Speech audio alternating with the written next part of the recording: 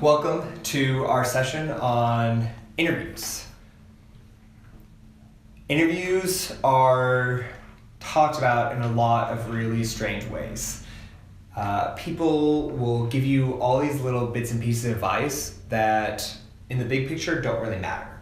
You'll hear a lot about how you should stand up when they walk in a room. You hear about how you should dress up. You get told a lot of these little do's and don'ts. We're not going to talk about those little small things because they don't matter. We're going to talk about the big picture idea of what is the point of an interview. And then once we understand that point and can agree on this is what our point of the interview is, let's also figure out what our goal is with that interview. What are we actually trying to accomplish there that meets that larger, why is this interview going on? So if we were to talk about why does a company interview people, you'd probably hear answers like to figure out who to hire. Maybe, that'd probably be a decent answer. A lot of times it feels like an interview process doesn't really have a reason. Why do I go through 5 different interviews? Why am I going through a phone interview, and then I do a one-on-one interview, and then I'm doing a group interview, and then I'm doing a roundtable interview? There's so many different types of interviews. Some of them can be as simple as just like a screening interview, like we talked about a phone interview. Some of them can really be about authenticating your skill set. There might be case study interviews. They might be some sort of, I don't want to quite say exam, but there are some times where you'll do some sort of a test that you'll be showing that this is a skill set I really have. A lot of the interview is just about getting to meet someone else in person and to learn more about them than just a resume.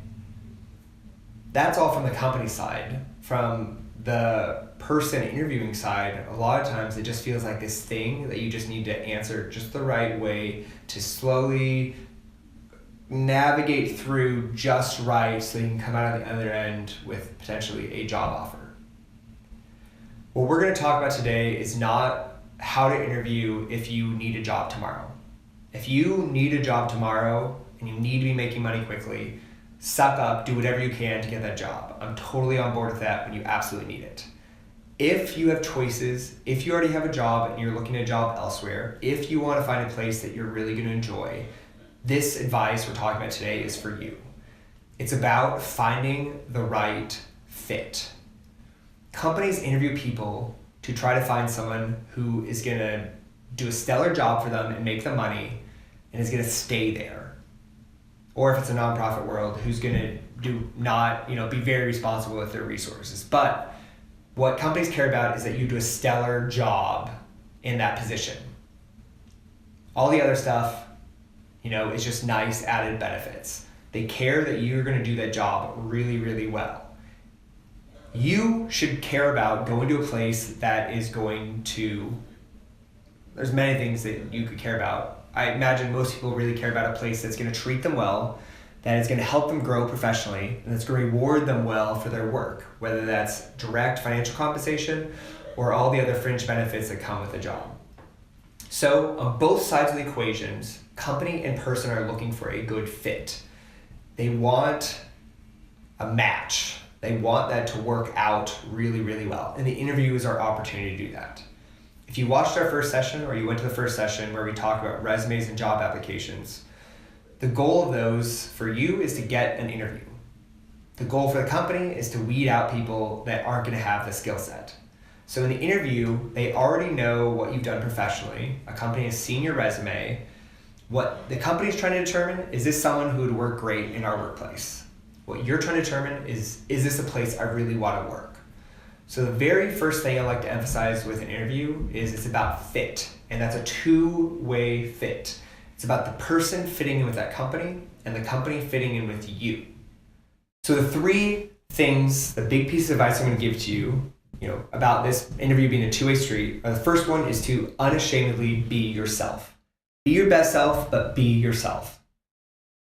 The second one is that you are there trying to tell them, they're interviewing you for a job. You are trying to tell them, I will do a great job in this position. So go in there and actually pitch them what you want to do in that role. Too often people go into interviews and they just talk about themselves. Instead, I want you to talk about what you're going to do for that company. They want to hire you to kick butt in that job. I had this friend, Allison, that I mentioned earlier, that I did the long interview prep with. She went into a job interview where she was interviewing with multiple different VPs and managers, and one of the people she was actually interviewing with was the CEO. In those meetings, she pitched 3 things that she wanted to do in that role. She said, I've read a lot about you. I know your current campaigns you're working on. I think I have an understanding of your business. Here are a couple areas I think you're missing out on. If you were to hire me in this role, I want to work on this, I want to work on that, and I really want to work on that. And these are why I think those things make sense for your company. Shockingly, Allison got hired. She went in, she pitched herself. I think that was such an amazing example of why she would do a great job in that position. So most people don't do that. Most people don't think about what does success in this role look like? What would I actually want to do with this role, and how I'm going to make this company better? Because that's the only reason, like we talked about earlier, it's the only reason why the company's hiring you. Is because they want you to make their company better, to make their business better, to make their organization better, their nonprofit better. You come in and pitch, these are the things from what I've been able to read, from what I've seen, from the news articles I've read, this is what I can do to make your company better. That's such a strong pitch to go in. And even if they don't agree with those things, imagine the great conversation you can have around that. You have turned an interview that might be a one-way interview where they're just peppering you with questions into a really two-way conversational interview where you're actually getting a good feel for them, where you're able to see how this could work professionally. And that's important too, is a lot of interviews are very one-way. People sit there meekly and they wait for questions to come to them. A third big piece of advice I would say along those lines is you should be asking a ton of questions. The quicker you can turn a boring one-way conversation into a two-way dialogue, the easier it is to be yourself, the easier it is to make it conversational, and the easier it is for you to pitch yourself to that company. Come in with so many questions. That's probably the biggest error I see from people, is that they go in without any questions.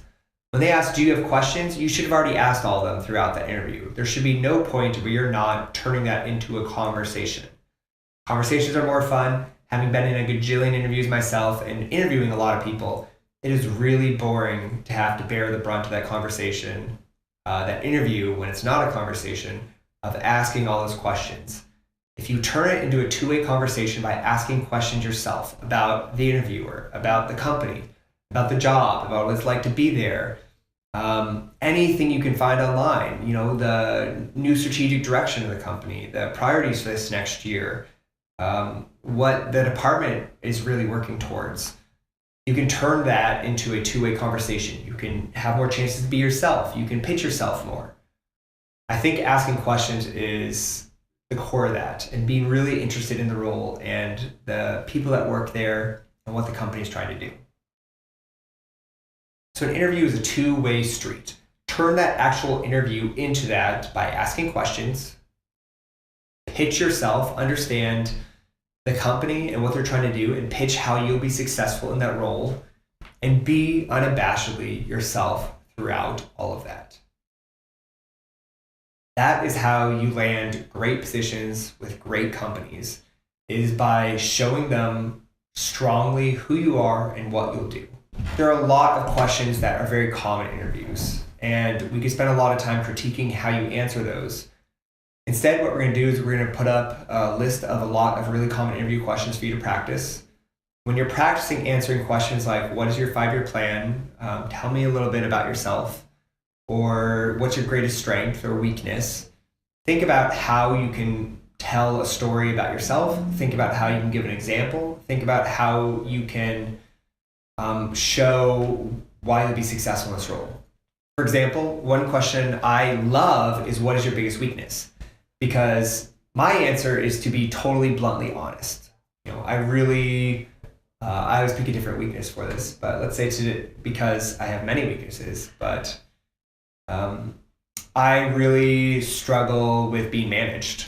I do. I own my own business because, I like I think about everything. I like being able to make a lot of decisions about what's going on. And I really struggle when I have a supervisor unless that's someone that I know I can really work with and talk about big picture things that are going on at a company or organization I'm a part of. I really, really struggle with that.